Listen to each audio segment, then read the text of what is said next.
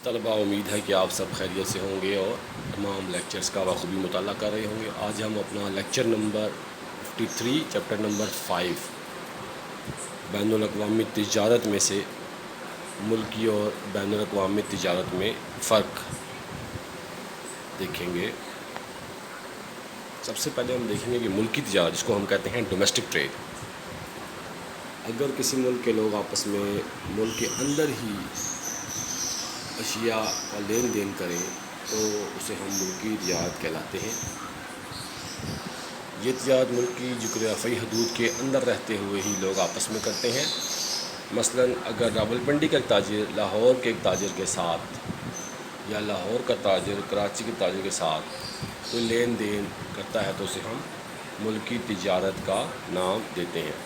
ملکی تجارت کو ہم اندرونی تجارت یا مقامی تجارت بھی کہہ سکتے ہیں۔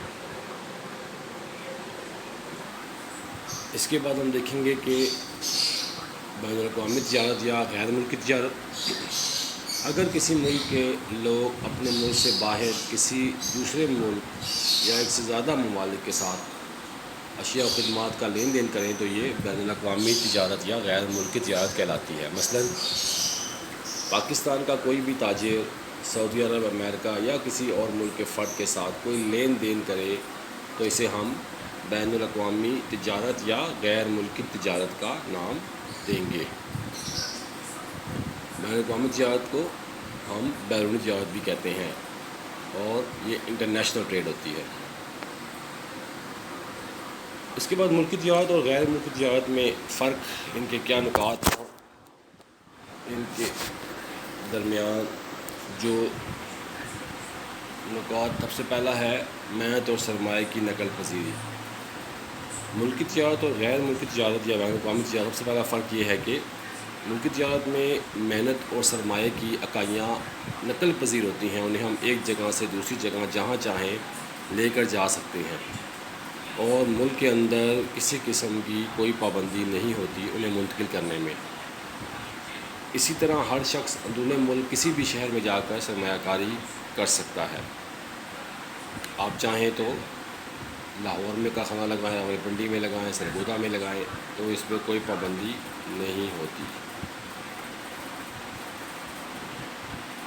اس کے برعکس اگر ہم دیکھیں تو بین الاقوامی تجارت میں محنت اور سرمایہ کی نقل پذیری پر سخت پابندیاں عائد ہوتی ہیں اور کوئی بھی کاریگر آسانی سے ایک ملک کو چھوڑ کر دوسرے ملک میں جا کر کام نہیں کر سکتا۔ اسی طرح کوئی بھی شخص اپنے سرمایہ کو اپنی مرضی سے کسی دوسرے ممالک میں جا کر سرمایہ کاری میں تبدیل نہیں کر سکتا۔ ان پابندیوں کی وجہ سے جو لاگت پیدائش یا مصارف پیدائش ہے اس میں فرق ہوتا ہے، لہٰذا ایک شے ایک ملک میں سستی تیار ہوتی ہے جبکہ دوسری ملک میں وہی شے مہنگی تیار ہوتی ہے اور اسی کی بنیاد پر تجارت کی جاتی ہے۔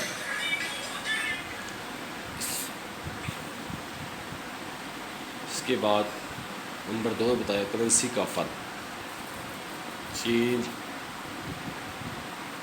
Difference in currency. ملکی تجارت اور غیر ملکی تجارت میں کرنسی کا فرق بھی ہوتا ہے۔ اگر تجارت ہمارے ملک کے اندر ہو تو کرنسی میں کوئی تبدیلی نہیں ہوتی، کیونکہ اس صورت میں تمام کے تمام نوٹ مرکزی حکومت کے جاری کردہ ہوتے ہیں اور پورے ملک میں انہی نوٹوں کی بدولت لین دین ہو رہا ہوتا ہے۔ کیونکہ لوگ ملکی تجارت میں لوگ اپنی کرنسی کو بلا حیل و حجت قبول کرتے ہیں، جبکہ بین الاقوامی تجارت کے صورت میں کرنسیوں میں فرق ہوتا ہے۔ مثلاً امریکہ کے ساتھ اگر ہم تجارت کریں تو ہمیں پاکستانی روپیوں کو ڈالر میں تبدیل کرنا ہوتا ہے۔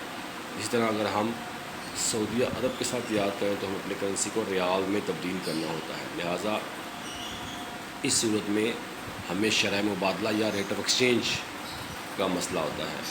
کرنسیوں کے اختلاف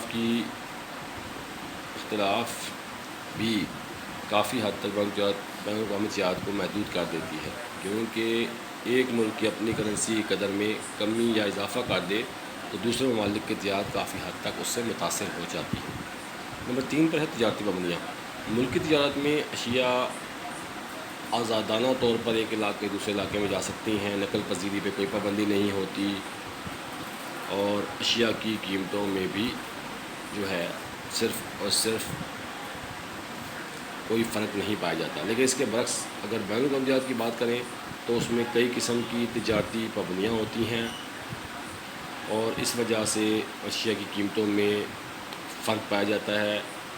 بعض اوقات کچھ ممالک اپنی صنعتوں کو ترقی دینے کے لیے تامین کی پالیسی، جس کو ہم پروٹیکشن کہتے ہیں، کی پالیسی اختیار کرتے ہیں اور غیر ملکی اشیاء کی درآمد پر بھاری ٹیکس یا کوٹا وغیرہ عائد کر دیتے ہیں، جس سے وہ اشیاء مہنگی ہو جاتی ہیں اور اس سے ہماری صنعت پر منفی اثرات مرتب ہوتے ہیں.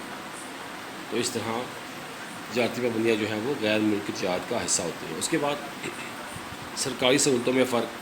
ملکی تجارت میں بعض اوقات حکومت کئی قسم کی سہولتیں دیتی ہے، مثلاً قرضے کی سہولت دے دیتی ہے، بعض صنعتوں کو ٹیکسوں میں چھوٹ دے دیتی ہے. اسی طرح ملکی تجارت میں آپ کے ٹریڈ یونین، لیبر یونین، فلاح بہبود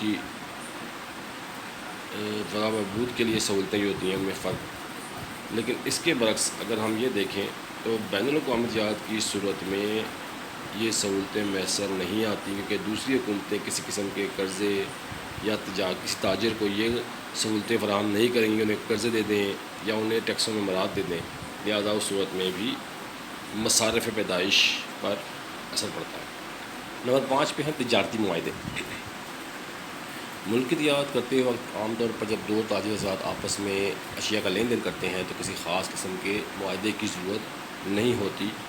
لیکن جب بھی ہم کوئی بین الاقوامی تجارت میں جاتے ہیں تو ہمیں ایک پراپر معاہدہ، دستخط شدہ معاہدہ ہوتا ہے، جس کے تحت ہم تمام کی تمام شرائط و ضوابط پر رہتے ہیں اور اسی کے تحت اشیاء کا تبادلہ کرتے ہیں. اس کے برعکس نیکسٹ ہے اس کے بعد 6 تجارتی پالیسی. بین الاقوامی تجارت میں ہر ملک کی اپنی تجارتی پالیسی ہوتی ہے. یہ پالیسی یا تو 6 ماہ کے لیے ہوتی ہے یا پھر 1 سال کے لیے. تو بین الاقوامی تجارت جب بھی ہم کر رہے ہوں گے تو ہر ملک کی اپنی ہی پالیسی ہوگی اور زیادہ تر یہ پالیسی جو ہوتی ہے 1 سال تک کے لیے ہوتی ہے.